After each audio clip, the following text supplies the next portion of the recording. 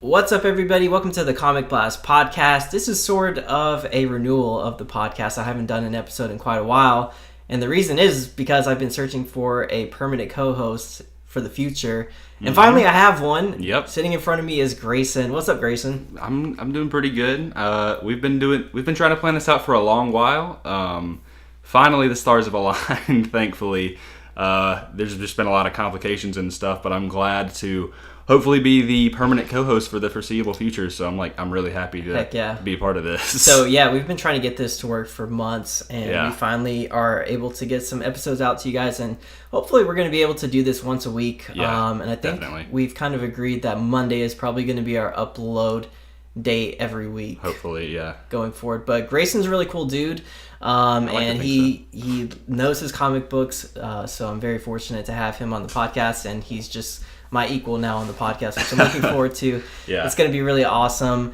We have excited. Kind of like an outline of stuff we want to talk about today, because there's a ton of news that came out this past week related to DC, of course. A lot of DC stuff. But I actually wanted to kind of throw you a curveball. I just thought of this because there's a funny backstory to how we actually met that I don't think a lot of people know about. Oh my god, yeah. I was like, this is actually a really good story. Yeah, we should definitely tell this. So we technically met, or we kind of like saw each other at Star Wars Celebration. Yeah, we saw each other face to face, not even in the same state that we live in. Yeah, for the first time. Yeah, we were in Star Wars Celebration 2017 in Orlando, so almost 2 years ago. A buddy of ours, Trey Mitchell, shout out to Trey, Keenan was there with him, right? You guys were... Yeah, we were rooming together. Yeah, and so like I had known Trey for a while, and I came up and said hey to him. It was a brief interaction, and Keenan was there, but we didn't like say hey to each other, whatever. We just kind of like nodded to one another and then went our separate ways. Right. But then what was it? It was a month later. It was still 2017. Yeah, it was a month later. It was about a month later. So I had followed you on Twitter because Trey had shouted you out a couple of times. I'm not sure if I ever followed you back. I don't think you did. Yeah. No, because I mean at that time I was like, I knew you were kind of covering all of this stuff and things like that. And there was a tweet. It was the night before Guardians of the Galaxy 2 was coming out, Volume 2. So it was the premiere night. It was like a Thursday night, and so I remember when the movie was started, I was there with like my best friend and my dad, and we were there watching the movie. And there was a tweet before the movie that I was just like, you were in the theater, and I looked to my right, and I was like, man, that guy looks really familiar. I was like, that can't be him. And like for the entire like the first hour of the movie, I was like, is this? I was like that. I'm like, no way. There's no way that's the same guy. And then what happened was in the movie, which I'm sure you very much remember. Yeah, like there was a terrible lightning storm that day because it was like the middle of spring, so the rain and everything, and the power went out. The power just went out. Yeah, in the middle of the movie, like I think the last three-fourths in. Yep. So I got on my phone and you had tweeted something like, "Holy crap, the movie like just went out in the middle of me seeing it," and I was like, okay, that's definitely him. And so I tweeted at you, I believe, in the middle of the movie. I was like, dude, I think I'm in the same theater as you. And I didn't see it until after. For context, for everybody, I don't think we mentioned this, but we both live in South Carolina, so Florida, Orlando is like an 8-hour drive from us. So it was like pure coincidence that we had even seen each other there. Yeah. And so then I had no idea he lived in South Carolina. And we like, and not even South Carolina, like we live in like the same area. So we were seeing the movie at the same time, and then I tweeted you that, and you saw it afterwards. And I was like, who's this guy? Yeah, and I was like, I don't remember like if I explained who I was or whatever, but like I think you may have just thought I was a fan or something, or like I had watched your the YouTube channel. I saw that. I think I saw that you followed Trey, and I was like, oh, yeah. And then I mentioned something to Trey, and he was like, yeah, we bumped into him at Star Wars Celebration. And I was like, holy crap! I was like, that is him. And since then, we've seen pretty much every superhero movie together. Yeah, we saw Guardians of the Galaxy Volume 2 technically, but we weren't really together. But we were in the same theater. Then it was Spider-Man. Then Homecoming was the very first one that we definitely saw together, and we've seen sporadically. We saw Infinity War together and stuff. We've seen most of them. There's a few that we didn't go see together. I think. Yeah, I would have loved to have seen Spider-Verse with you. That would have been really cool. But I was out of town, so. Oh yeah, that's what happened. Yeah, I was about to ask you. I was like, we were gonna plan to do that, but it didn't work out. But Such a funny story. And now we're doing a podcast together, so... Yeah. Look at that. The stars really did align. Yep. So yeah, let's get into the news because there's a ton of stuff that we can talk about this week.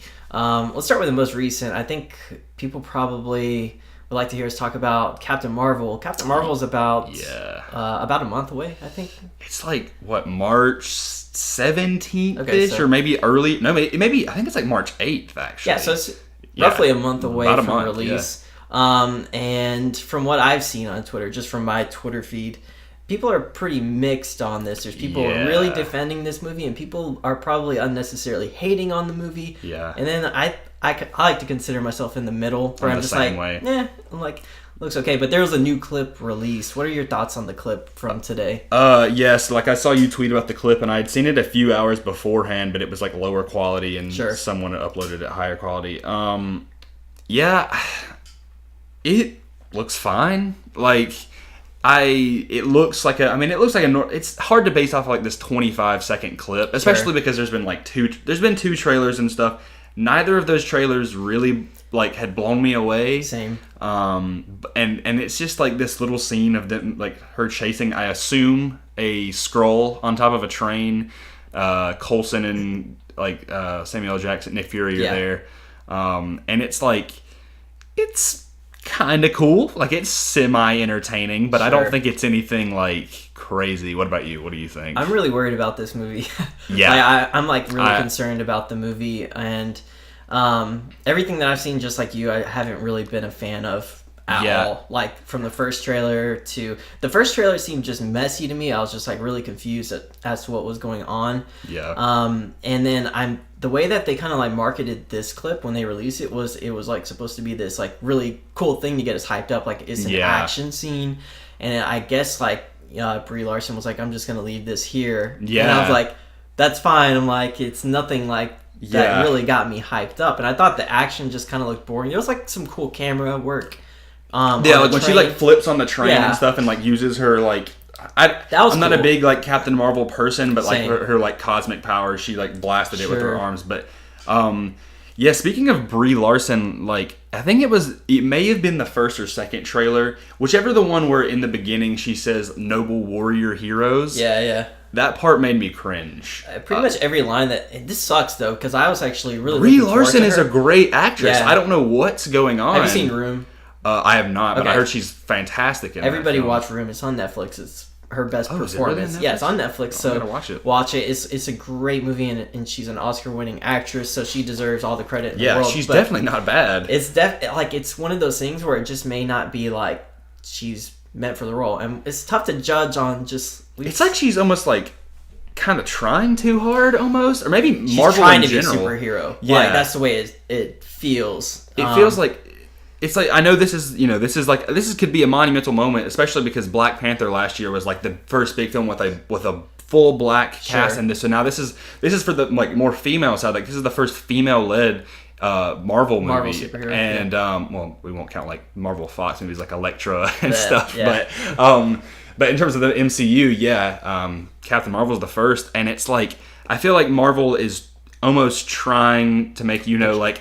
This is about a woman power, and I'm like, great. I have nothing wrong with that. Captain Marvel is awesome, and like they can totally do her justice. But right now, it seems like they're just like really trying to rub it in your face, and I'm like, just treat this like a normal Marvel movie. It feels like I'm starting to feel like Marvel's a little bit like DC in the way that they're trying to catch up. Like you know how like DC was trying to catch up a little bit.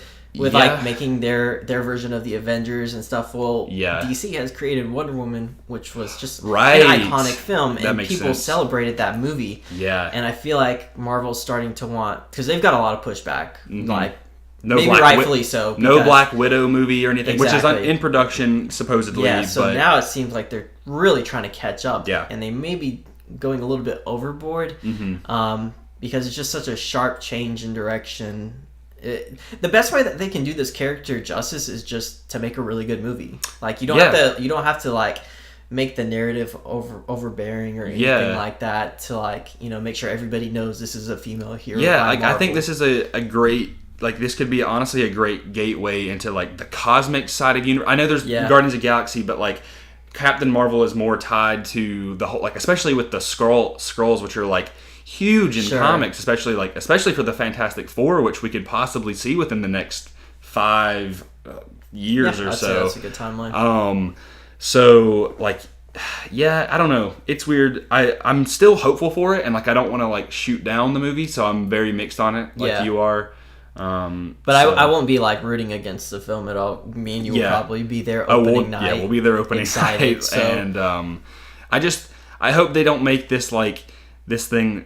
I'm just not getting this vibe that like, oh yeah, Captain Marvel is gonna be able to like just smack down on Thanos or whatever, because we still don't know her role in. I hope that isn't the case though. Like, I hope she doesn't come in because she looks like there's the one scene I will say that was like, okay, this scene was freaking awesome. Was when she's like in space and she's like spinning around and like blowing everything up. That was amazing. I love her with the helmet and the mohawk and stuff. Like she looks really just badass in that. I honestly do like the way that they're kind of like they're showing a character arc for her. I've seen it in the trailers where obviously she's dealing with some sort of memory loss or something like that. Yeah. But they're not going to obviously make her powerful from the get-go, because you can see her falling, getting down. She's definitely going to have an arc. There's going to be some sort of arc. One of my favorite arcs is Steve Rogers' arc, where he was just like a weak dude who became this other guy. Yeah. And I kind of see some similarities a little bit in that, but I do see her end up like ultimately kind of assuming the mantle of Captain America, not in a literal sense of her becoming Captain America, but in terms of like filling that void of being a leader. Which I'd love to see that. I think she would like that'd be a really cool role. As long as it's earned, I'm like totally. I don't want that. I just like I said, anything that is forced ultimately ends up being worse. Yep. And so I think Black Panther did a fantastic job of not forcing that. Like it had this awesome like African culture and stuff, and it just had like such a great cast of black actors. And actresses, and so like that, I don't feel like they took really, so much pride in that. Yeah, and they were like, let's just make a great movie. Yeah, and you can tell. And so like that's what I wish that like I hope is going to be happen with Captain Marvel. But yeah, I love. Did you see, just kind of to go off subject? Did you see the whole cast of Black Panther accepting that award for and then Andy Serkis. And then Andy Serkis is just kind of in the background. If you guys don't know, like for background on me, most of my family is actually black, so it's just like hilarious because like I feel that for him. You're just like the one guy, they're like guy at the party. Yeah. So, I remember I saw your tweet and you're like, this isn't me at like all family occasions. It's 100% me at all family functions. But they're always like, get in here, like whenever they're taking a picture and stuff. And I'm just like the one white guy off to the side. But it was cool. I thought that was hilarious. Yeah, I agree. Anyways, so I guess that's our thoughts on Captain Marvel, and we're about a month away, so I'm sure we'll get into it. Yeah, Marvel is definitely going to start promoting the crap out of this movie now. That's always usually what they do. That last month, they're like TV spots and trailers and posters and interviews, all this stuff. So expect a lot of coverage and more updates on our thoughts and stuff. Another thing that's happening, we're recording this on a Saturday night, but it's the night before the Super Bowl, which is going to be a big trailer day. There's rumors that there may be something Avengers Endgame related. Yeah, I suspect maybe like a very small clip. TV spot with like a few new shots, but nothing out of the realms of what we've seen. Sure. Especially with, what was it, a few weeks ago, I believe it was Kevin Feige or it was somebody, one of the producers said that they weren't going to show any more than like the first 20 minutes of the film. And I hope that's true, because that would that really, you're just like, I have no idea what's going on. Even like I still don't trust these trailers that much, because we had where Avengers Infinity War trailers were showing clips that just weren't there. Yeah, they weren't, which I was fine with. Yeah, I like it that. wasn't like misleading. I didn't feel like I was missing out on anything. Yeah.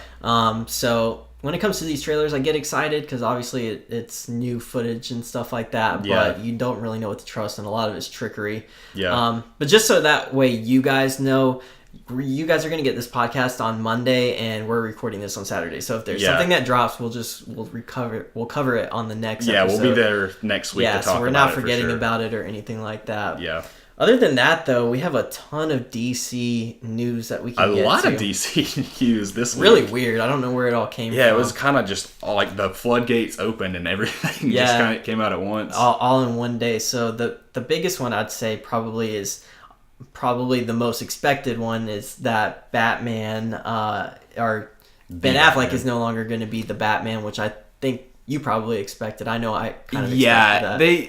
This has been something going on for a long time, especially with there was the rumors that Jake Gyllenhaal was going to take the role and stuff, and but I mean Mysterio, so we'll see. I'll accept it. But yeah, there was like that Ben Affleck wanted out. You could kind of tell that he was kind of putting it off to the sidelines, but finally, he finally is like, yeah, I'm done. I almost wonder if he wanted to do it and Matt Reeves was kind of like unsure if that was the right actor he wanted for his film. Well, let's not forget, like, Ben Affleck was originally, I believe, I don't know if he was going to direct the movie. I think he was going to produce and write the movie. Sure. Matt Reeves was going to direct, I believe. I could be wrong on that. And then he was going to star in, but then he backed off, and then it was just going to be a starring thing. And then now, obviously, it's Matt Reeves directing. So his involvement just became less and less until there was nothing left for him to be involved in. Yeah. I'm still excited for this movie, though, because I'm fine with him having a younger Batman. Don't get me wrong. I think Ben Affleck is probably, in terms of accuracy of a comic book, I love him so much. Same. And I'm actually a big fan of Batman v Superman. Not a lot of people are. I've grown to like it.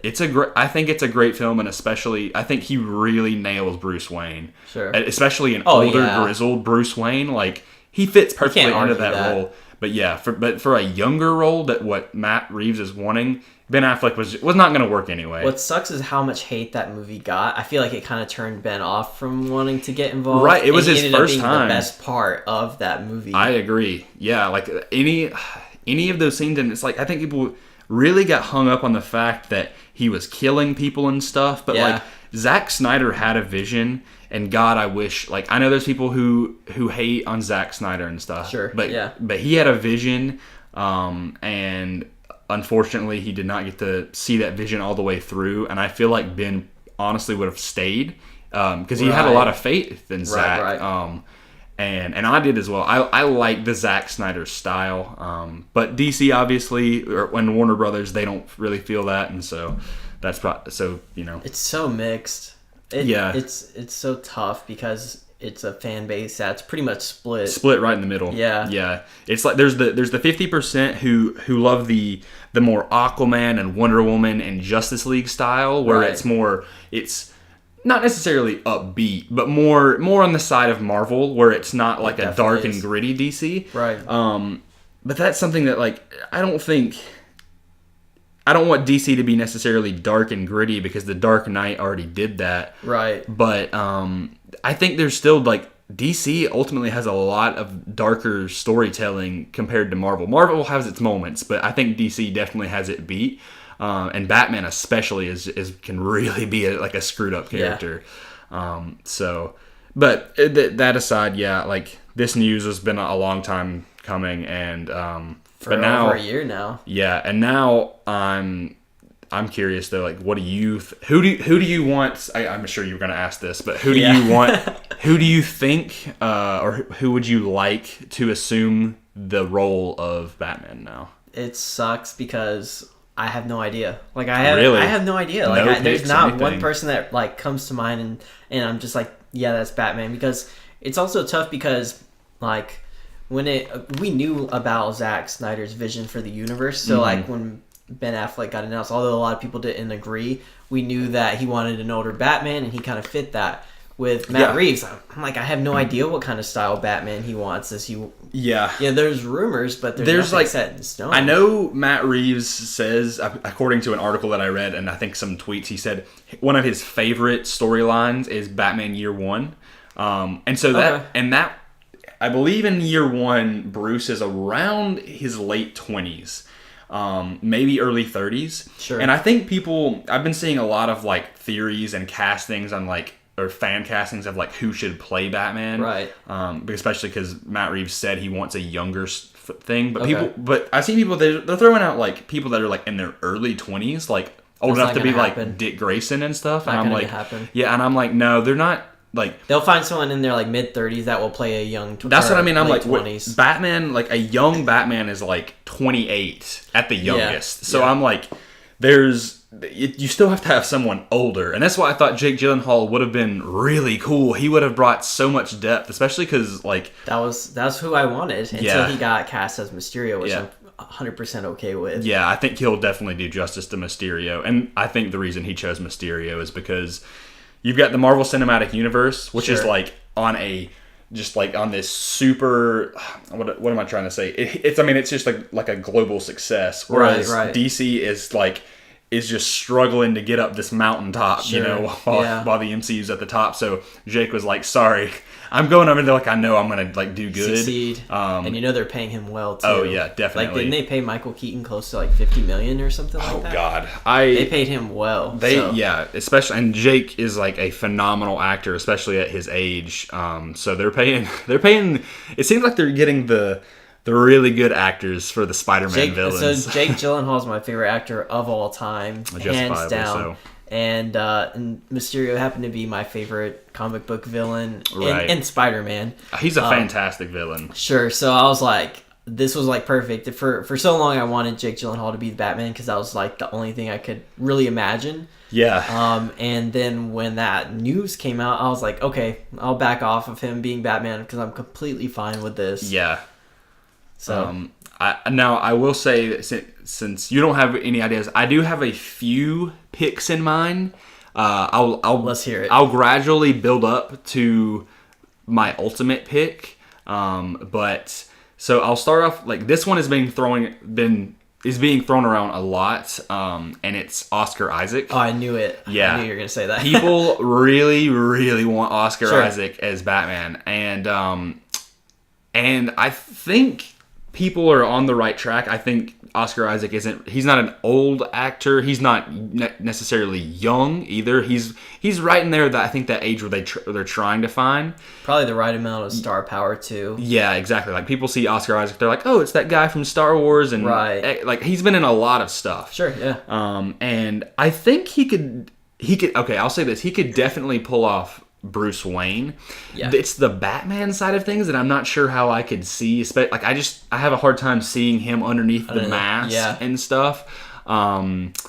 But yeah, I mean, if they did that, I wouldn't be unhappy. I would just be kind of like, cool. I don't know how I would feel about it, to be honest. I just don't see it happening. I don't think so either. That's why I don't really get a lot of hope, because I honestly see him doing more in Star Wars past Episode 9. Like, I could see him being in some sort of anthology film. He'll probably be busy with that. I think he's voicing Poe in Star Wars Resistance right now, and he's getting so much success. He was so good in Annihilation. Did you see Annihilation? Oh, I love that movie. Yeah, I think that was my favorite movie from last year. Yeah, I saw it a few weeks ago and fantastic. But anyways, so he's in a lot of stuff. He's a great actor.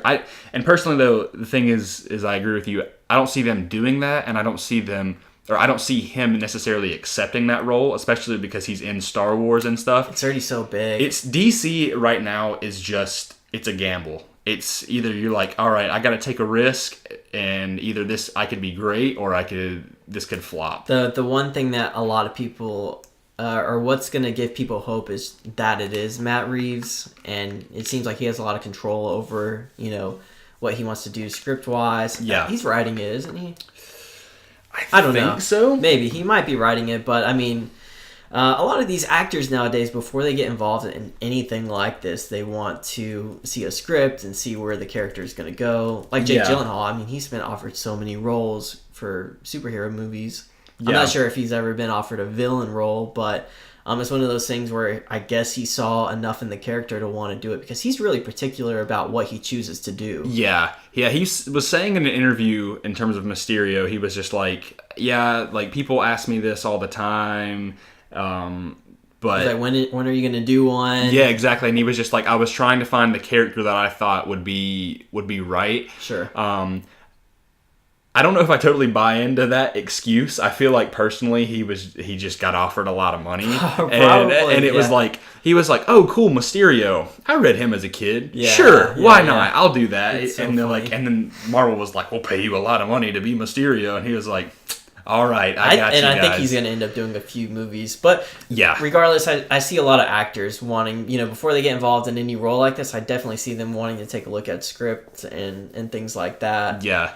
And contract negotiations, because I'm sure they're going to do a trilogy with this movie. So you got to think about that when you're thinking about an actor for this movie. I'm still like super excited for this franchise because like apparently there was the like news. I think even Matt Reeves said this himself. It was going to be a more noir style movie, and it was going to be delve into his detective roots. Sure. And there was going to be multiple villains, and I was like, that sounds like the perfect template for a Batman movie. Yeah. And so I'm like, Matt Reeves. Now, okay, so I know Matt Reeves did the Planet of the Apes movies or trilogy. He did this last two. He didn't do the first one. He didn't do the first one. Okay.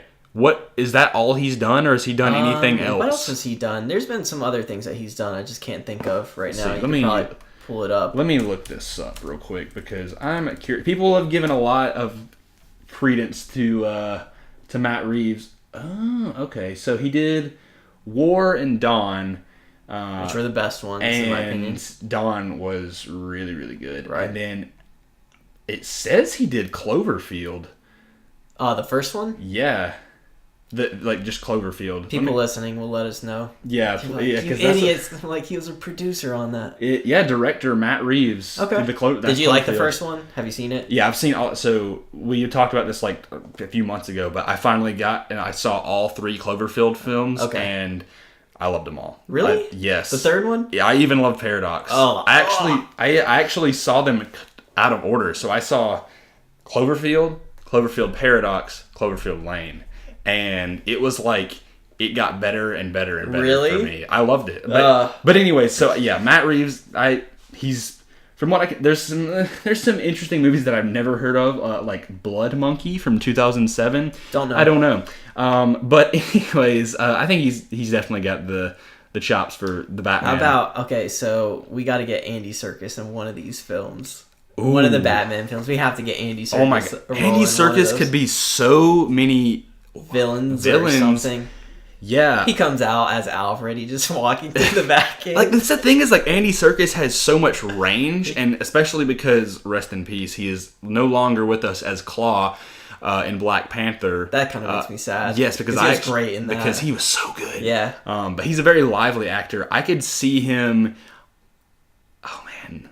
God, there's so many He's things got to find something for him. Yeah. I just have to believe, because Andy Serkis is one of those actors where if he works with a director and they like him, they always seem to kind of keep him around. Has Andy Serkis been in a bad role? Like, I don't think he has. He's done some like really early 2000 comedies that were kind of like that's not bad. Comedies are like not really his thing though. Yeah, it's definitely like I think he was in that movie 13 Going on 30 with I don't know about. I have never heard of that one. 13 Going on 30? I don't think so. What's Ben Affleck's ex? Oh, Jennifer Gardner. Yeah. Yeah, he was in that. He was like her boss in that. He's done some comedies here and there, but other than that, I mean, he's great. He's got a lot of range. I would love to see him in one of the trilogy movies. He has to be in it. Yeah, that'd be fantastic. I think Matt Reeves would definitely be like, "Hey, Andy." They got to figure out something for him to do. Hopefully so. But anyways, back to just to save us a little bit of time. So I'll jump to just my favorite, like my ultimate pick for who I think should be Batman. And bear with me here, everyone. You gotta sell it to me. So I'll go into my introduction before I say his name. So I believe this actor is at the prime age to play a young Batman. Okay, keep describing it to me, and I'm gonna see if I can guess it. Okay, although people are gonna hate me because he was formerly a Disney star, but he's definitely becoming a better actor now. I already know. And you probably already know. But he's got the handsome look to him. He's got the build of ultimately, like he is like super ripped. And so the actor is Zac Efron. I believe Zac Efron could be an incredible young Bruce Wayne. Dye his hair a little bit darker black, and I think he is like the rest of. Let me see how old he is. I think he's about my age. No, he's got to be like 28, right? Yeah, that's like a year away. I'm 26, so. Well, yeah, but that's not the same age. So I could. So Zac Efron's 31. That's the perfect age for Batman. Okay. Yeah. That I'll give you. And he's ripped. Batman needs to be ripped. See, he's okay. Now I will say this does put a dent in my theory, but I mean, it doesn't matter. He is 5'8". So that's a little short for Batman. That's really short for Batman. But I mean, it's a movie, like, whatever. So that's like roughly my height. Really? No. I'm 5'7", so. Oh my god. So he's about an inch taller than me, so I can be Batman. Yeah. Let's Keenan for Batman, obviously. Now I will say, originally I actually wanted Zac Efron. Well, I want him for two roles. Yeah, I thought about. See, that is perfect to me. Yeah, I would love that. I'd love that too. But now, I was like, all right, cool. We've got the perfect Batman. Let's get the perfect Dick Grayson. Well, now Batman's gone. I'm like, well, crap. Now we got to go back to find Batman. So, but yeah, Zac Efron honestly is the only other person I could really think of. Now, I will say there's one other actor. I don't know much about him. He's in this show called The Bodyguard. And let me look up his name. It's on Netflix. It was a BBC show. Bodyguard. Yes, I will pull him up. The actor's name is... Oh, gosh. Can you tell me, please? Richard Madden. Yeah, I'm not sure. I have to see a picture. Okay. Yeah. I can kind of see that. I think he looks good in a tux. He's a Scottish actor, apparently. He definitely, like... You give him a clean shave and dye his hair black a little bit. He's 5'10", 32. So, and I think if you put a little bit of muscle on him... I like that. You should have went with that pick. I like that one. Maybe that one's awesome. Maybe I'll change my mind. Richard Madden. I think he'd be a good... I'm seeing him in the cowl now, and I'm like, yeah, he could be that. Yeah. As soon as I saw him in the tux, because Batman has to look good in the tux, honestly, yeah, I mean, that's the thing. That's it. Is I think people glance over when they're talking about Batman. You also have to have the guy who does an excellent Bruce Wayne. You're playing two roles. Exactly. It's two different people. It's like Batman is the main part, but Bruce Wayne is equally as much of a part of it. Yep. And you got to have that playboy, charismatic feel to it. Exactly. And I think, honestly,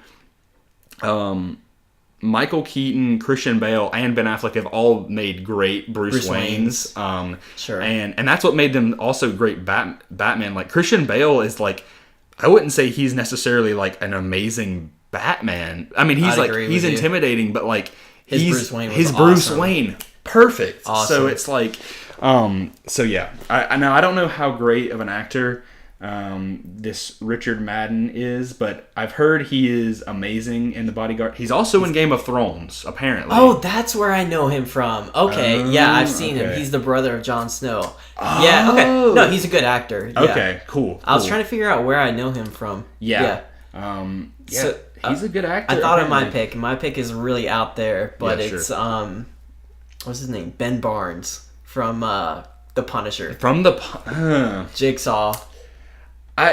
After watching The Punisher season 1, I have not seen season 2, by the way. I need to get on that. Yes, you do. But he's too much of a, for a lack of a better term, like, I just see him as a douchebag now. Oh, okay. Like, that's fine. Because he's a villain. That's and fine. I'm like, go watch. You gotta watch season 2. I do need to watch season 2. Season 2 kind of makes him look like a baby.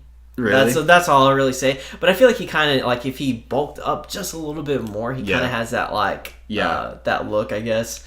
But I saw someone really throw out there, and I hated this pick. It was so gross. I mean, no offense to this actor. I love him. Watch Mr. Robot. But it was Rami Malek. Oh, no. And I was like, I'm good. No. People are trying to be too edgy with these picks. Yeah. And like, I saw one was, God, he was in Get Out and Black Mirror. David, Daniel, I can't ever pronounce his last name. It's like... something. Yeah. David K. Yeah. He was in Black Panther. He's a great actor, too. Yeah. But yeah, people wanted him, and I was like, sure, but they're not, like, the likeliness of them casting a black actor as Batman is, granted, it would get a lot of, people would definitely go see it. Sure. But I think most people, it would cause, I think it would honestly cause. They're going to play it safe with Batman. Yeah, it's just the way it's going to be. Yeah, so even if we like sit here and say that we like same thing with Michael B. Jordan for Superman, which was like a big rumor. I was like, they're not going to do it. No, I just know that they're especially not. because like I don't think Henry Cavill is done. It's weird. I hope not. Because I love. Okay, so I've determined within like the past few months, Superman is my favorite DC superhero. Same. Like I love Superman, and I think Henry Cavill is like such a like embodiment of that character, especially for a modern day Clark Kent and things like that. And so like. I would hate to see him go because I don't think he would. You know, he kind of like reminds me of the Andrew Garfield situation where you got an actor who loves playing a character, and then for whatever reason there's like some sort of rift between the studio and the actor. Yeah, and that just like bums me. That breaks me. I cannot deal with another Andrew Garfield situation. I cannot either. One day we'll have to talk about how we feel about those movies. Just putting it out there. I'm like one of the biggest like. Proponents of Spider-Man. Like I'm a Spider-Man fanboy, but like the Amazing Spider-Man 2 specifically, and I know people say that is the worst one. I understand why people say it's the worst one, but it's like that movie touched me like in just like such an emotional way and like helped me like kind of find who I was, you know, at a time that I was really lost. So it's a very deep and sentimental movie to me, but that's not DC. So we'll talk about that some other day for sure. We'll have to get into that. So yeah, there's definitely some things that we want to do in terms of like going over some older movies and stuff on maybe on some weeks that are not as busy on the news, but we'll just have to see. Which will happen quite often. We have a lot of stuff that we want to do in the future, so yeah, we have some ideas. We're gonna like grow and we're gonna evolve as time goes on. Yeah. And things like that, but I'm excited for it. Let's get into this Birds of Prey stuff because I really liked what came out from Birds of Prey. Everybody I've seen, like I listened to a lot of other podcasts, and everybody's like, "This looks so stupid." I'm like, why does it look like a 2000s music video? I like that. I just hit myself with a string. Nice, good job. For because we don't have a visual, I just hit myself in the eye with a string from my hoodie. Yeah.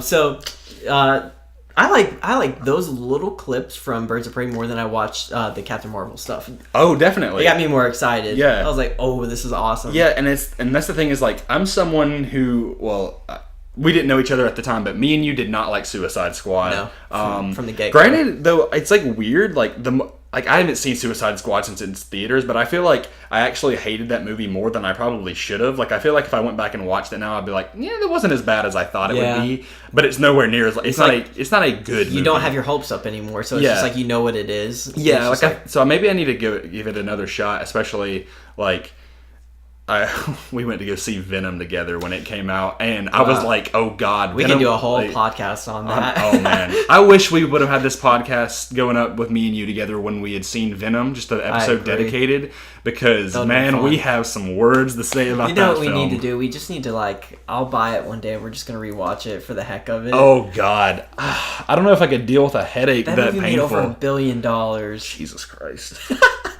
This is the biggest Spider-Man fan in the world too. That's what's so heartbreaking about it. Yeah, but no. Back to Birds of Prey. I don't want to ruin my day with Venom thoughts, but like honestly, I saw someone on Twitter. He's one of the people who's actually part of the Lucasfilm story group for Star Wars. We're also big Star Wars fans, as you guys probably know. Yes. But he was saying, I love what DC is doing with these teasers, where it's just essentially these costume tests, but they're in these rooms and they're teasers, and I'm like, yeah, they're cool. Like they let people know the movie exists, and which is a big thing for DC because we've heard how many movies are in development because of rumors reports. I mean, there was from the past there's 30 year, movies there was development. There was Batgirl, which is probably in limbo, probably gonna die because Never gonna happen.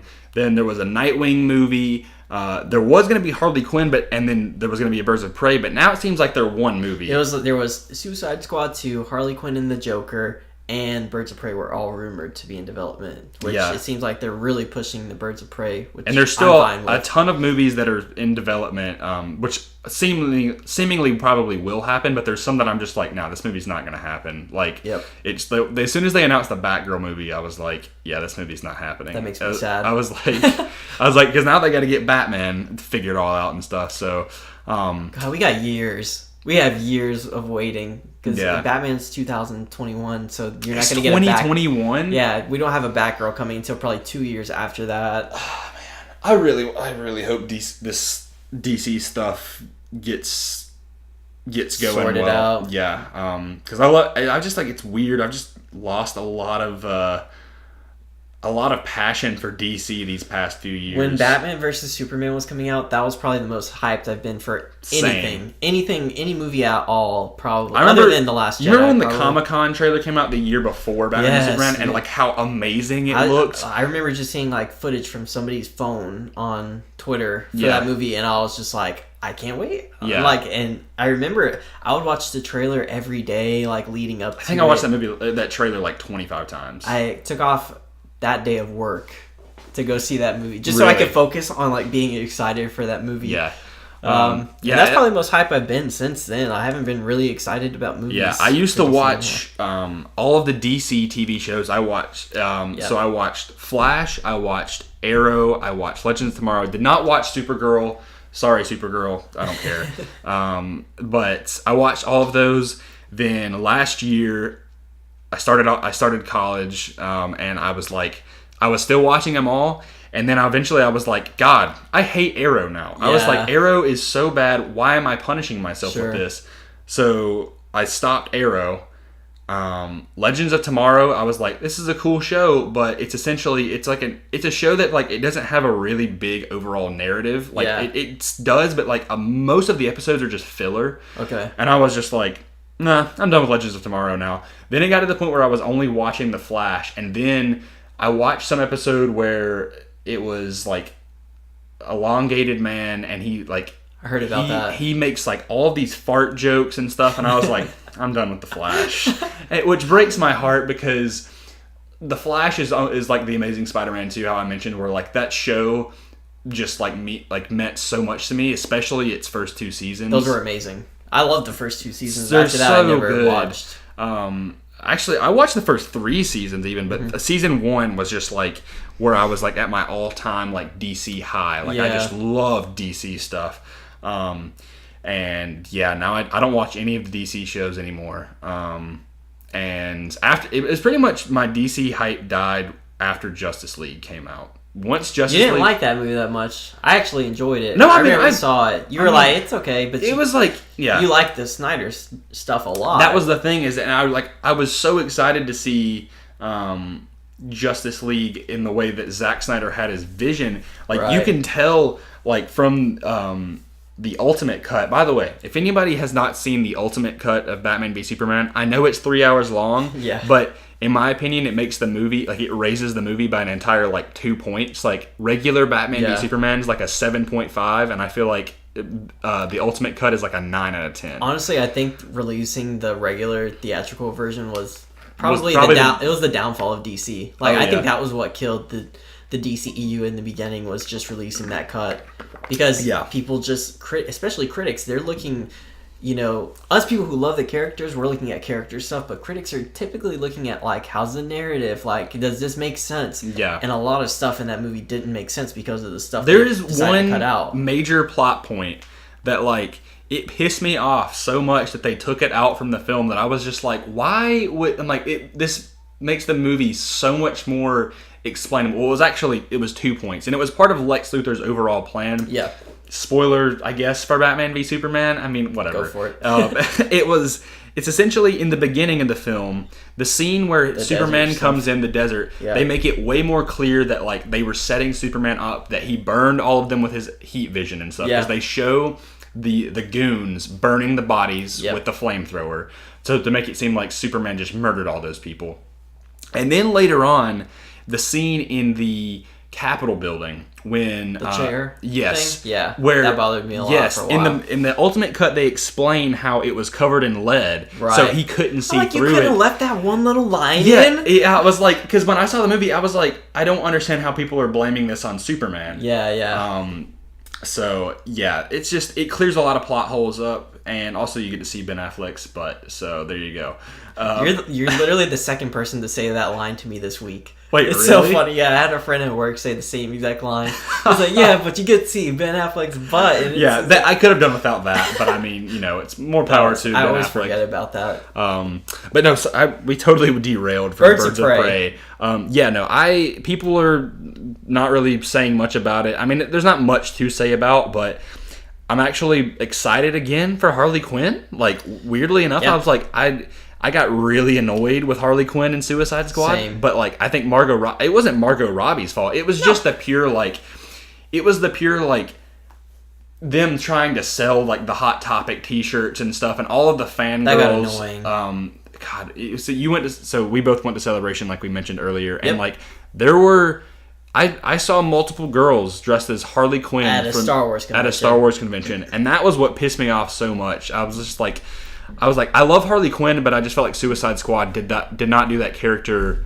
It's about commercializing the character, I think, and trying to make it trendy. And they've also recently just really sexualized her character a lot. That's why I like this version more, because it's just like she's kind of more free floaty, and she's just fun, having a good time. Yeah. So I'm back excited again for Margot Robbie as she's like Harley Quinn. She's like a producer. If she's a producer on the film, like I'm on board. Something like that. I don't know. I know she's a great actress though. People I don't think give her enough credit. I haven't seen I, Tonya, but I heard she was amazing in that film, according to what people said. Then there's some other. The big casting I'm like really excited about is Mary Elizabeth Winstead as Huntress. I love her so much. So we mentioned Cloverfield earlier. Yeah. And God. I also watched. That's perfect. I watched Scott Pilgrim vs. the World Great movie. And yes, she is like one of my favorite actresses of all time now, and I just cannot wait for her as Huntress. Right. Her costume design is a little weird, but I think it's just mainly because she's kind of more on the vigilante side. I don't mind the hood and the combat gear and stuff. It's practical. Yeah. But it'll look better when it's in the film and there's like effects going on. And I'm sure maybe they'll give her like an actual like purple and black and white costume. Cool. I think that'd be cool. Please don't do the whole crop top thing though, and like make her boobs I don't think exposed. They're going to do that. I think they're done with that. Thankfully, I'm someone who I support female characters who have realistic armor and not skimpy armor. Right. So I remember like a few years ago, Wonder Woman had a costume. Right. And it's like I know it's iconic, but I hate Wonder Woman's regular costume. Exactly. Because she has nothing to protect her arms. All she has is bracelets, and then it's just this little unitard thing. It's like all of her legs are exposed. You look at Captain America, he's got like full bodysuit. Exactly. And I'm like, I know Wonder Woman's bulletproof, but Jesus Christ, I'm like, she's not gonna wear in a freaking bikini to battle. And so there was this really awesome costume where she had like. It was blue, red, gold, and white, and she had like these blue sleeves. It was awesome. So hopefully, I think the DC movies have been fine with. I'd like to see Wonder Woman get a different costume design. It would be cool in Wonder Woman 84, the second Wonder Woman the film. In the 90s, she had her regular costume, but she wore she had her Wonder Woman like torso thing under it, and she had her bracelets and her tiara. But she had a black leather jacket over it, and I think she either had jeans or like also leather pants or whatever. It was a bit more edgy and punk like, but for the 80s, I feel like I don't know. I think it'd be really perfect. Cool. Yeah, that's perfect. She would be 80s. Like if I saw that chick coming at me, I would be terrified. Yeah. Versus some girl who's like in just a unitard. I'm no, doesn't work well. So. Hopefully Huntress's costume design is a bit better, but I mean, other than that, and then also there was I don't know the actress who's playing Black Canary, but I just hear people talking about her on Twitter, but other than that, I don't really know much about. See, I'll look this up real quick while I'm talking, but there's also Ewan McGregor playing Black Mask. Which it's gonna have a great cast. Yeah, I'm like so far I'm like this cast is pretty killer. Like. Us talking about this is probably getting me more hyped for any other DC. It's weird. Like other than thinking about it now, other than Shazam, this is probably like my second most anticipated DC movie for sure. Fair. That's fair. It comes out. Well, it comes out next 2020. year? Comes out next year, so it's a year away. Let's go! I'm excited. Yeah, I'm really hyped for it. I'm actually like. Ewan McGregor as Black Mask is a very interesting choice. I don't know if it would have been my top choice, but Ewan McGregor is a great actor. I love him as Obi-Wan, and pretty much anything else he does, he's fantastic in. So hopefully, I don't think he needs to stick closely to what Black Mask is in the comics, but no. As long as they give him a little bit of freedom and he's a good villain, I'm down with it. Yep. Same. So hopefully this film is really cool. I know Birds of Prey typically has Batgirl in it as well. That's typically the trio, but replacing Batgirl with Harley Quinn is fine in my book. I think as long as you have 3 badass females who are like just kicking the crap out of dudes and I'm down with it. I'm just happy that they're continuing with Margot Robbie's Harley Quinn. Yeah. And it's just not getting completely gutted. I'm glad that at least they're sticking to it. They're hopefully going to try something a little bit different. I know she is wearing like still a little bit skimpy clothes and stuff, but like that's just she has her more style. Control over it though. Yeah, so exactly. I like her fine with the pigtails and stuff. Yeah, I'm 100% fine. Like if the female, working in a film is okay with it and they are for dressing a certain way, then do it, as long as nobody's forcing you to do something you don't want to do, I'm pretty much cool with it. So I'll say the last thing I'll say about it is I really hope they keep the visuals and the visuals and like the vibe of the trailer, because I want that like neon feel to it, because I love films like that, but it's just like I kind of hope it has that like almost kind of like Blade Runner 2049 feel, cool, but a bit more grimier. Just like kind of dark, like 2 a.m. Gotham City, neon lights, and like light drizzle rain and stuff. Sure. So like if that would be an awesome. Be cool. I think they're going to end up doing that. I hope That'd be smart to do that. I don't think they. I know the reason most likely they did it with like in terms of the promotion was just because they're essentially just in a room for the costume tests and stuff. Yeah. But I think that'd be a really cool way to do it. And so good. I mean they did something similar with like the whole Joker thing. With like Joker, like Joaquin Phoenix and like him smiling or whatever. Yeah. So it seems like this is a running gig for the DC films, I like it. Which I like it. I'm like, I'm like, show me like a year and a half before. And the thing is it's such a cheap way to market your film too. Yeah. And get people excited. Like you don't have to cut up a trailer or anything like that with explosions. Like it's simple. It gives us like what the characters look like. Kind of a brief idea of what the film was gonna feel like, at least. And like you said, it lets us know it's being made. Yeah, like, exactly. There's something like Birds of Prey in production. Yeah, get ready. We don't have to wonder anymore. So, I'm excited. So yeah, I think me and you are probably one of the only people who are like excited for this film. But hey, whatever, man. I was like, I'm gonna go see it. I'll say it loud and proud. I have no problem with it. So the last bit of news is kind of similar, or I guess pretty close to what we've been talking about. Is like Suicide Squad. Yeah. Is it confirmed that James Gunn's going to be directing it, or is it like he's in talks? That's. I'm not 100% sure which. All of the I heard both of them. I know the other Marvel directors have been like, go James Gunn and stuff. So it seems like that's confirmed. Like I don't know if it's like confirmed, but unbelievable. Like, all of this DC stuff typically is usually leaked and then they come out and officially say it. So it's pretty safe to say like WB is going to give James Gunn his redemption story because they really screwed him over with Guardians 3. Yeah. I just don't think if it was told fair. Me a year ago that James Gunn will be directing a Suicide Squad movie and not Guardians 3, I would not believe it. Yeah. Nope. And it makes me a little concerned for the actors, specifically Dave Bautista, who said if James Gunn directed, like, I think he said if he directed some sort of other movie or a DC movie, he would go over. And granted, I'd love to see him as Bane. That'd be cool. I believe he's already I think he's a Hispanic actor. I think so too. Let me look up Dave Bautista real quick, but yeah, that'd be really. He's cool. got the look for it. Oh, and yeah, it'd be something different from Drax, so you don't feel like they're using him for comedy. Yeah, and it's like, and I don't want him to just kind of kill off Drax, but like, I don't know, like, I mean, he loves He's the James only Gunn. one that doesn't come back. That was dusted. Yeah, ooh, that would hurt because I really like him as Drax. That's strange. I think regardless, I think Infinity War is the last thing that he's gonna do. I don't see him going on these press tours for Guardians 3 without, making his opinions heard about what happened. Yeah. He's clearly stated how unhappy he is with Disney.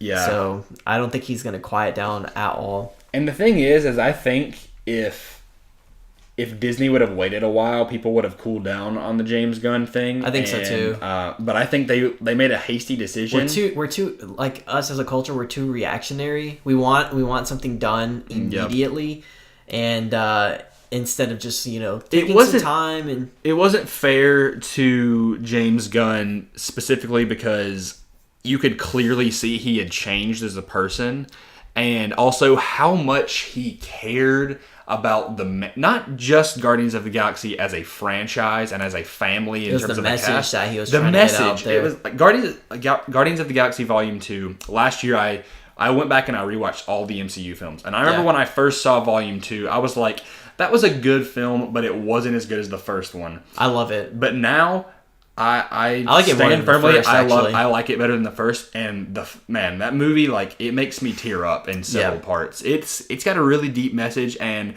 those tweets that came out about James Gunn were not reflective of his current character at all. Disney may have known about that, but I think they did. Yeah, I think they had to have.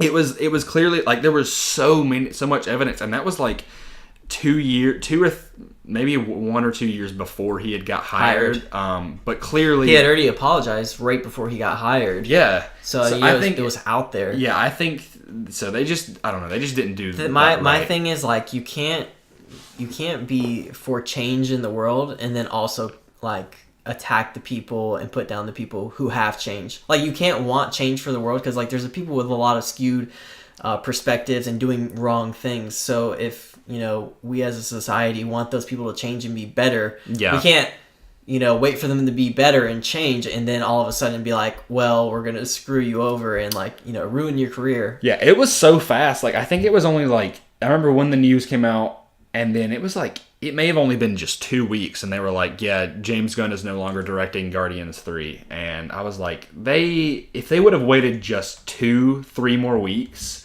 that stuff would have died down. James Gunn would have apologized, especially all of the cast had his back, they Every knew, single one of them they knew who James was as a person, right, and what his moral character was like. The thing that sucked the most was how Kevin Feige spoke after it was around Infinity War. He was saying that James Gunn's involvement in the MCU is actually going to expand. Like, he's going to be a bigger part of this whole cosmic thing that they're building. And then we'll never get to see what he had planned, for the MCU, because he was going to go beyond. He was going to go beyond Guardians 3. He was going to do other things. I just know it. And, I would have loved to have seen him handle. I would have loved to have seen him handle, like, even some, man, it's touching on the notes of like family and stuff, like Fantastic Four. He did such a good job at that. Yeah, it's like, it's really in his element, is just kind of having those like that band of misfits and stuff. X-Men, honestly, I know it would have been, that's not necessarily cosmic. There are some cosmic things in X-Men, but it's not necessarily as much. But man, he would have been great for X-Men. It's like Kevin Feige said, the dude can tell a story. Like, that's why he hired him, is because he could tell a story. No matter if it was, he started off as horror, end up doing this, band of misfits story, He really grew. Yeah, he's changed so much. So I that gives me hope for that being said, it gives me great hope for Suicide Squad 2, specifically because of the first one's bad record, right, for the most part. I know David Ayer had a vision and stuff, and I think WB and the whole Justice League stuff really flipped that around. They botched his vision. I know he did. Because David Ayer's a good director. I'll stand by him. Yeah, he came. What else has he directed? He's done one of my favorite movies, Fury, and then he did this movie, End of Watch. With Jake Gyllenhaal and Michael Pena, and I love that movie. I don't think Suicide Squad was an accurate representation of what he could do. He also wrote the script for Training Day, which was like an Oscar-winning film years ago. But I mean, the guy can write, and I feel like he said, like, people have come out and said asked David Ayer, like, originally all of the weird smoke monster things that were in Suicide Squad were actually going to be parademons, and that Enchantress wasn't even going to be the main villain. I don't even think she was supposed to be in the film, or she was going to be like a side antagonist. That Joker was going to be the original villain. Parademons were going to be in it and stuff like that. Man, how they screw that up. What an awful movie. I'm just thinking about it now. Like, man, they really messed that up. But so I think they said in this news that they're going to get, for the most part, an all-new cast of people for the Suicide Squad. You think they'll bring back Will Smith as Deadshot? Remember, that was another movie that was going to come out, too. They were going to do a Deadshot movie? Yeah. Like, they need to chill out with all of these spin-offs. The people that I would have liked, that I hope to see come back in the Suicide Squad 2 movie, I'd like to see Will Smith come back. Mm-hmm. I'd like to see, what's the actress who played Amanda Waller? Viola Davis? Yeah. I'd love to see her come back. I thought she was a fantastic part of it. Obviously, Margot Robbie as Harley Quinn, and I think I'm reset on everything else. And I think the last person I'd like to see come back is Jai Courtney as Captain Boomerang. I actually think he was really good. Yeah, I didn't mind that. He was funny. He was goofy. Right. And he brought this weird, like, just fun energy to the role. Sure, yeah. That was a little bit different. And I'm like, I was fine with that. If they bring those three back, I'll be happy. I'm fine with them. I think they can keep Katana, Killer Croc, and all of them. They can keep them away. Especially Enchantress. Just thinking about Sorry, that Cara Delevingne. You're very pretty. Hit me up. No, I'm kidding. Please don't. No. But yeah, I don't really want Enchantress back. I don't even remember what happened at the end. She may have died. I can't remember. I think she lived. I don't even remember either. I will say one person that if they don't bring back Will Smith, bring back Joel Kinnaman as Rick Flag. Ooh, yeah. He was good. I actually liked him. So if they brought him back, I really just want him and Harley Quinn back. I think Harley Quinn is kind of like almost the big thing for Suicide Squad, but I think they could definitely get some cooler. They have to have Harley characters. Quinn back. Yeah, she was the biggest thing. Exactly. So in that bit of news, though, there was a report that said that James Gunn had the option to do Superman. Really? Did you see that? No, I didn't. Well, apparently WB gave him the option, either Suicide Squad or Superman, and he chose Suicide Squad, which makes sense. Yeah. But yeah, that was in the report as well, which I find pretty interesting. Obviously, that means that they want to do a Superman movie. I couldn't really see that. God, I hope they do a Superman 2. I think I said all this stuff about Zack Snyder earlier, but if they go back to a more if they did a different kind of each character needs their own tone, and that's fine. And I love Superman so much. I recently watched the Death of Superman animated film. I haven't seen that yet, and I will say, I mean, it was all right for the most part. Sure. But it's still, like, that was like one of the big things that I was just like, man, God, I love Superman. Right. And I was like, he's grown so much as a character, and I feel like Henry Cavill embodies that character so much. WB, they had now they have 50% of it. They had, like, just these rare jewels in their hands. They had Ben Affleck as Batman and Henry Cavill as Superman. Do you know how perfect those castings were? Yeah. And then they drop one, and they're about and the last one is crumbling through their fingertips, and they're trying, but they're about to lose it if they don't make a damn Superman movie. So I'm like, so if they do not get a grip and make a freaking Superman movie, I'm gonna riot because this summer it will be 6 years since the first Superman movie. Since Man of Steel, 6 years in between sequels. They haven't even started on it, so think if they start developing it, it'd probably be 8 years once they actually get it out. They need to start as soon as Joker is done. That's what they need to do. By the way, I don't know what they're gonna do. I don't understand. They're gonna have a brand new Batman in the same universe, but they're gonna have the same Harley Quinn. And it's just like I will say this. I think at the very least to help, maybe that's what they're seeing to do.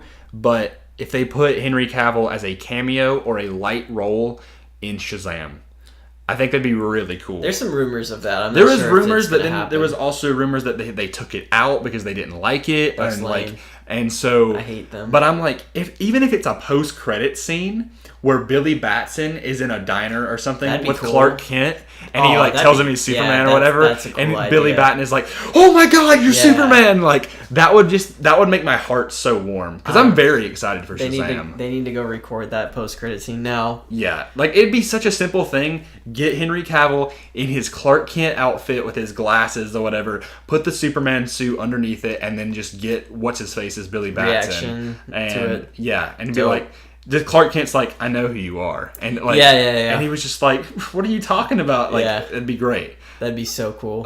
So hopefully, if there's positive reception over that, I think there will be. They'll get Superman and they'll get Henry Cavill to come back. Just make a Superman movie. Just do it. What are you doing, WB? So that's pretty much it for DC news for the week, which was a lot in this dead time for DC, leading up to Shazam. Yeah.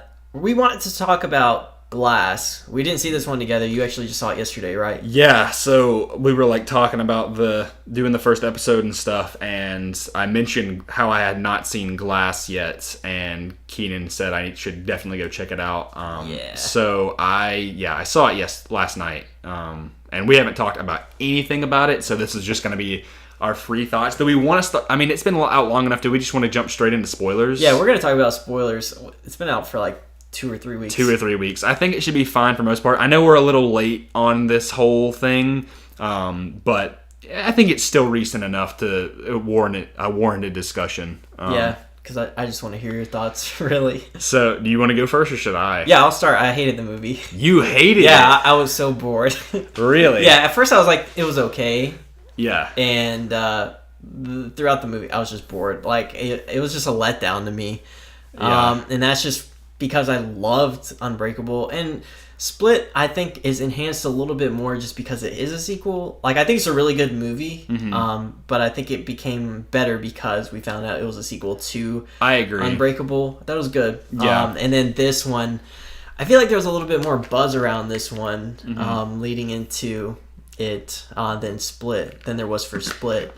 And, nobody really cared much about Split, I feel like, because M. Night Shyamalan was still kind of scrambling around. He was kind of making his return, but he wasn't totally back yet. And then Split was the nail in the coffin. Well, more like they took the nail out of the coffin. They're like, hey, M. Night Shyamalan can make good movies again. I like the movie The Visit that came out before. Yeah, that was the thing. That was the first one that people were like, this is actually kind of good. Yeah. I have not seen it, but I heard good things about it. And it's pretty good. And then Split was like, hey, this is really good. And so yeah, but man, I can't believe it. I didn't expect you to hate it. Yeah, I just... If I'm bored, with Venom, people have, certain issues... Me, I can just straight up tell you I'm bored watching this movie. Yeah. I'm waiting for something to happen, or I want to see a particular thing and it doesn't happen. And that's just kind of where I was with this movie. There was twists and turns and cool reveals, I guess. Yeah. But it relies on that for me. It relies on the twist to keep me intrigued. Yeah. I'm just trying to guess the twist. Yeah. For the rest of the movie, I was pretty bored. Yeah. I loved it. No, I didn't love it. I liked it. I thought it was all right. Okay. I see what you're saying, how it was a letdown, and there were certain aspects that I was kind of let down about. Specifically, I was watching a little bit of Chris Stuckman's review last night, but then I only went about 5 minutes in before I was like, I'm going to stop because I want to just have my own thoughts and kind of free ramble a little bit. What did he think of it? I think he said his first review, he didn't even grade it. Oh, really? And then he did a spoiler review, and he said he went to go see it a second time, and he said he liked it a bit better. Okay. Because he was so conflicted on the film. But he did make a good point, though, that said, he was saying how, like, David Dunn, Bruce Willis's character, kind of underutilized. He didn't really have much development in the film. He said it was very similar to Unbreakable, where he was a hesitant hero. Yeah. And he does that again, where he's like, he starts off as a hero in the beginning, right? And then he goes back down to like Sarah Paulson's character kind of beats him down, yeah. And he's like, whatever, like, I'm not really a hero. And then he's like, I'm a hero again. And then he freaking dies. Spoilers.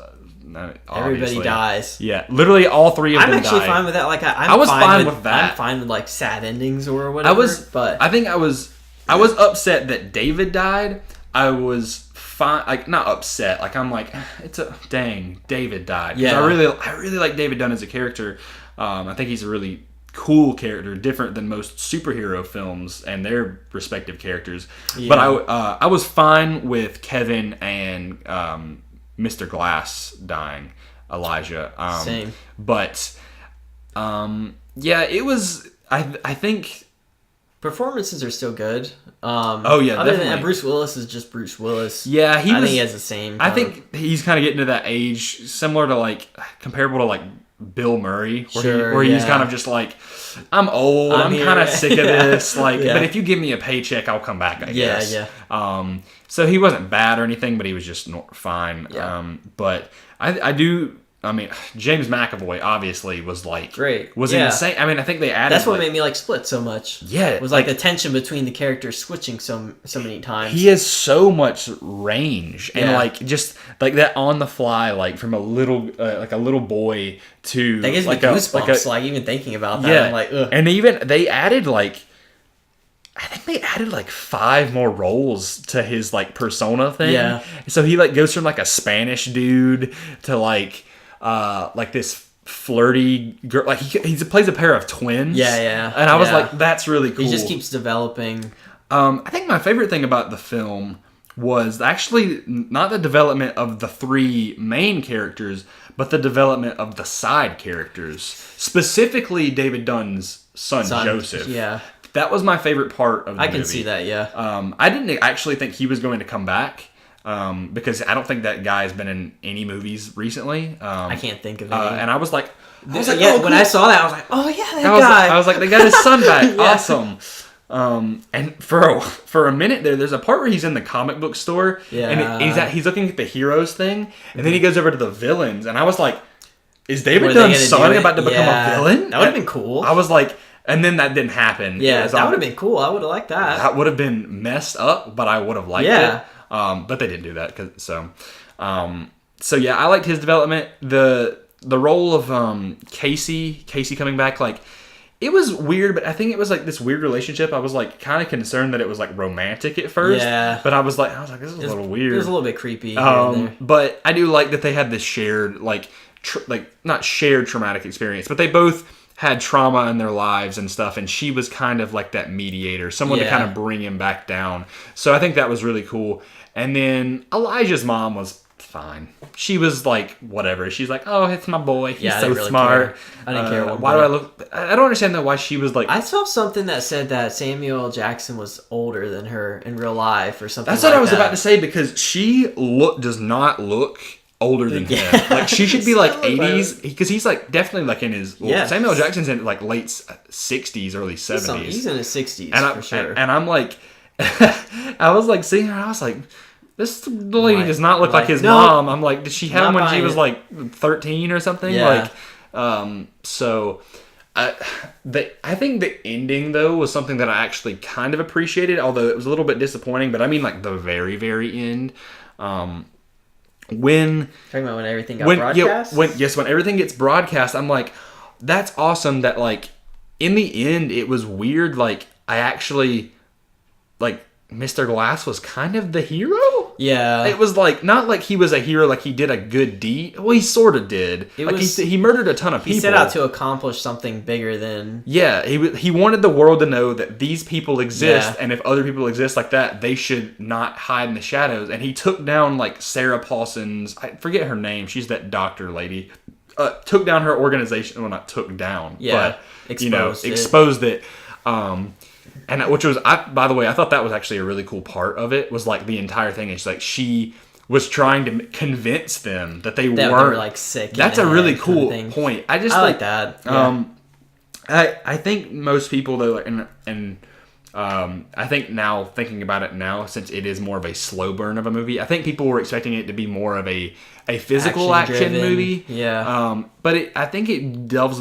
I think people kind of got the wrong idea, and we had to remember that like both Unbreakable and Split were both slow movies. Like they did have like Split had a lot of tension, but Unbreakable it's a very slow movie. And so I think if you think of Glass in that way, then it becomes a bit. I think it enhances the film experience a little bit because it's a very unique trilogy. It's really about each movie is different. Yeah. And I think it's real. Like Shyamalan was really trying to delve into the characters. So strange. I think my problem was that I did get a little bit overexcited for the film. Yeah, and see the thing is, my expectations were not very high. I wouldn't say they were low, but I stayed away from reviews and stuff. I heard things like people not saying like the greatest things. They were like it was a little underwhelming, and I tend to agree with that. But I'll say it's my least favorite throughout the trilogy. That's definitely for sure. But I still think it was worth the watch. I guess, yeah. And I think it'd be really cool. I think it'd be worth to see it again if I watch all three back to back. I think I need to do that because I usually agree with Chris Stuckman on things. Mm-hmm. I don't know why, but yeah, I agree. And if he watched it a second time and enjoyed it a little bit more, then I didn't watch the full 18-minute spoiler review because I was like, I just kind of want to see what I think because I haven't really talked to anyone about it. Yeah. Let's see. Is there anything else that I wanted to say? Yeah, I guess the last thing I'll say about it is just the third act. Like there was a few editing problems that I had, especially in the part where they're fighting in the courtyard. Yeah, it was like this person's dead, and then there was like a really sudden cut to like the other person dying, and then another cut to the other person dying. Yeah, and like the one thing I actually just thought about this that I didn't like was just like. They just like drown David Dunn and then I was like why? Yeah. I was like, why are they doing this? I'm like, he's not fighting back or anything. It was just like really weird. That's okay. So you just put it into perspective for me because I think the problem I had was I was waiting for this, like for the entire movie. I'm basically waiting for the third act to happen to see how this all kind of like wraps up.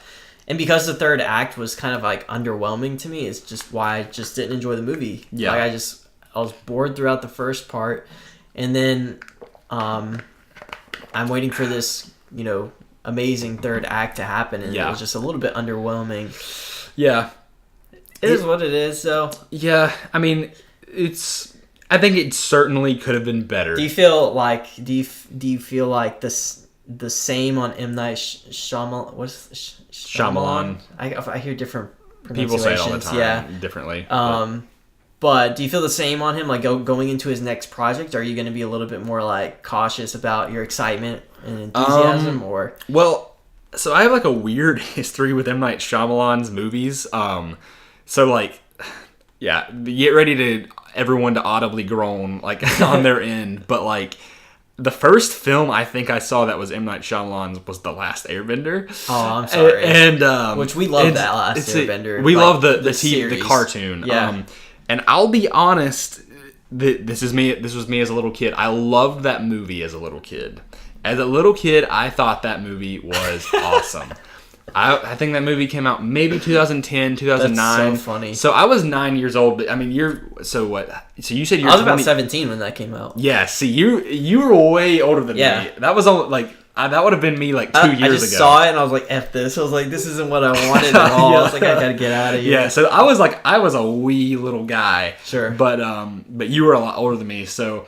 But then I realized that movie was a freaking garbage fire. My dad and I watched that series quite a bit, and my younger brother. We watched that quite a bit, the series, and we were super into it, and we all saw the movie, and we're just like, yeah, no, it's not good. I'd rather go back and watch the series. So that was my first Shyamalan movie, and then I don't think I had seen anything. I have not seen anything else of his, except Split, Unbreakable, and Glass. So I watched. Well, I remember when Split came out. My friend told me about the twist of Split. I'd never seen Unbreakable. He was like, "Are you gonna go see Split?" I was like, "Maybe." I don't know. He's like, "Oh, there's like a twist I need to tell someone about." I was like, "Sure, whatever, tell me." And he's like, "Oh, dude, like Bruce Willis's character from Unbreakable is at the end," and I was like, "You're like, what does that mean to me?" I was like, "Okay." Yeah. I was like, "Cool, I guess." Yeah. And then I was going out of the country. I was going to Israel on a trip, and they had Split on the plane ride. But so I watched Split for the first time, but there were many variables that affected my perception of this film. Yeah, I was already running on 4 hours of sleep.